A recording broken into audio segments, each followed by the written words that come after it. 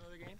How you doing? It's just another game in terms of it doesn't count anymore in the standings, win or lose, in any other game, but absolutely not. No, this is an important week, and it's the week. I tell you, it's a huge week for college basketball, and certainly in this state, I think it's really neat. We're going to have over 21,000 fans in a 48-hour period watching these two great teams play. So, yeah, we're fired up. Kind of put the spotlight on Ruthie a little bit with your tweet about the rebounding margin, but clearly you think that's going to be an edge, and just how much of a key can she be to helping you guys there? Well, I didn't say it was going to be an edge. I said it was be a key to the game. Yeah, and I put those numbers out showing that we're both pretty even, and we're both two of the elite rebounding teams in the country.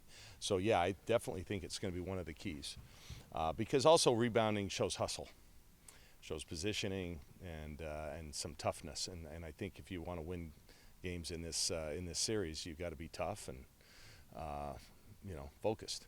I don't know if you pay a lot of attention to ticket prices, but some of the lower bowls, Gil and Matthew Knight are going for like $400 plus per ticket. I mean, what does it say about what this rivalry has become, how this state supports women's basketball, that the hottest ticket in town is Civil War women's basketball? Well, I think it's pretty neat. I don't condone the overselling of tickets. I think it's neat, and if you can be in the building, then you should be in the building. This is something that great memories are made of, and I think it's pretty neat. I think, I get 20 tickets to every game. Maybe I should sell them out there, but I gave them to some pretty big-time VIPs, and I'm just glad that people really want to come and watch us two teams play, and they should, because both of us play really good basketball, and we play really hard, and we represent the state well. What's your standing memory from your first Civil War that you coached? Well, we got beat by about 100, I think, the two games combined my first year, and maybe actually the second year too. Then we started tightening up a little bit, but when I first got here, they were on top of their game. They won the first three championships, conference championships, the first 3 years I was here, and now we've won the last two. So, the Pac-12 championship runs through the state of Oregon over the last half a decade, which is pretty cool. I don't think most people in the nation would know that, because for a long time it was Stanford, Stanford, Stanford. They haven't won a regular season championship in 6 years. So, yeah, we've gotten better and better. We've obviously upped our level of play and our talent. But, yeah, it was pretty ugly the first couple years. As you look back at the Stanford game, they go 7-0 run in the second half to start the second half. What was the thing that flipped, and what's the keys that made it a 32-point win? I mean, because it was so close up to that point. Well, we got on an amazing run. We scored 24 out of 26 possessions right after that 7-0 run by Stanford. I think we just, I think Sabrina turned it up a notch. I think defensively, we just stayed a little more focused. I didn't think the run was that huge of a deal. But, yeah, I don't know. I mean, we didn't, do anything drastically different. We just did it better. Bottle it and sell that, right? Yeah, right. Well, if I did, I'd make a lot of money, because every team goes through ups and downs. But, yeah, I think that second half against Stanford was one of the best played offensive halves I've ever coached, and I would say might be the best in the country so far. I mean, 24 out of 26 possessions, and the two that we didn't score on, one was a contested two by Ruthie in the paint, and she's going to make most of those, and one was an open three by Boley. So pretty good looks. They just didn't go down. Obviously, it hasn't been perfect, but do you like, generally speaking, how you've been playing throughout conference play since conference play started?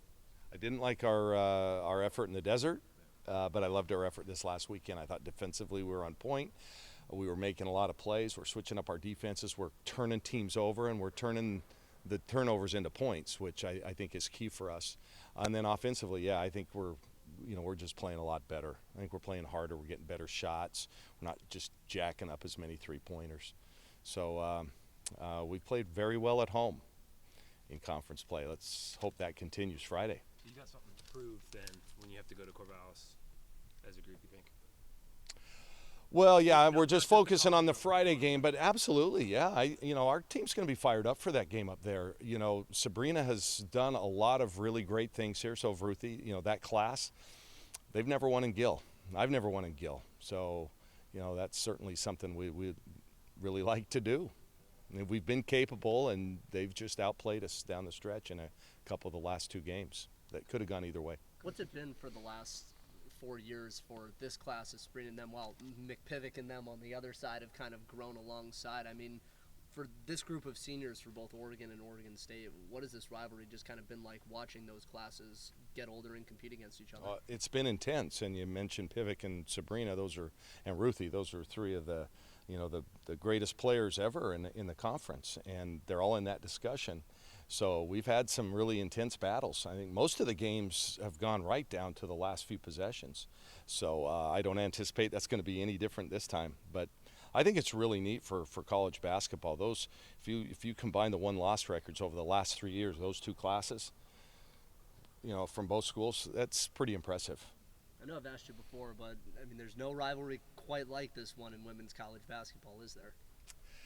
Well, yeah, I would say the ones on par could be maybe Notre Dame, Connecticut, but Notre Dame's down, this year. I would say Baylor and, I don't know, Texas maybe. I don't know. I would think it's the best in the game. I mean, nobody's drawn like this. I mean, seriously, these games were sold out well in advance. You already mentioned the high ticket prices. We've got celebrities coming. I can't name who, but it's really, really cool to see. And this is, I listen to talk radio, I listen to the state one, and I listen to podcasts around the country. This is a topic. They're talking about these 2 teams. As you look at video of Oregon State, is there any team that you've played so far this year that they kind of look the most like? Are they Stanford, or who do they, as you prepare for them? Well, they're similar to Stanford. That's a great comparison in that they're, very pattern oriented. I mean, they run something pretty much every time down. They execute well. Their spacing is incredible. They have an inside-outside game. They really shoot the 3 well. I know Oregon State struggled a little bit from the 3-point line in conference, but those are really good shooters. I mean, we've struggled too, but we have really good shooters. And my guess is on a night like Friday, all their senses are going to be heightened. They're not going to miss those shots because of the moment. So, yeah, I think Stanford's a good one. They play a lot. We'll just stick with that one. 32-point win coming up then, right?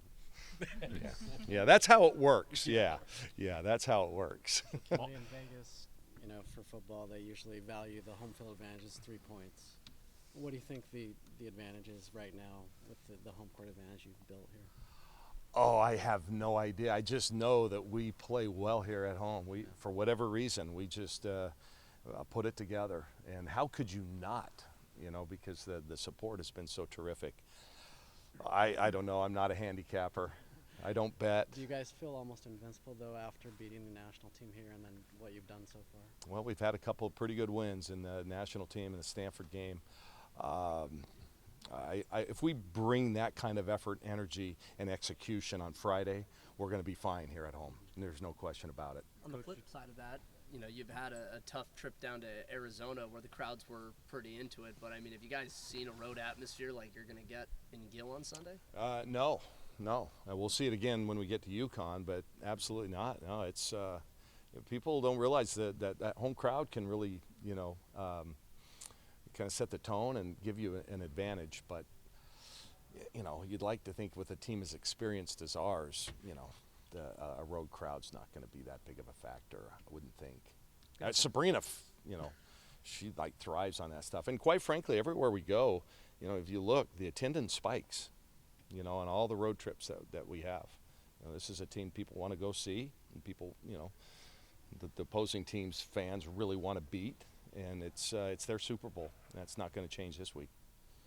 Coach, looking at the ticket prices and the top 7 teams, the 2 sellouts, take us back to when you first got here. Did you ever envision this happening?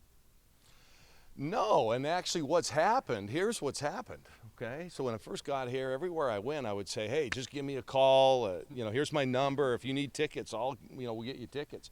Well, now all these people are calling me. I got, I don't know, probably a dozen requests in the last 2 days for tickets Friday. Yeah, it's just another game. You could have called maybe 6 months ago, and I probably would have said no then, but that's what's happening. Everybody's got my phone number, so they're texting me for tickets. I have no tickets left, so for all these cameras here. And I think it's neat, but that's where we've come. You know, we couldn't give them away before, and now we got nothing to give them. So I think it's great. The rise of this program's been incredible, and it's just what happens when you get really good players who play hard and play well. Fair to assume Sab knows her record at Gill, and if she doesn't, that you will remind her of that? Oh, she knows. I don't have to remind her of anything. She knows, and she's fired up for this series. I guaranteed you're going to get fans are going to see the best of the Ducks this weekend.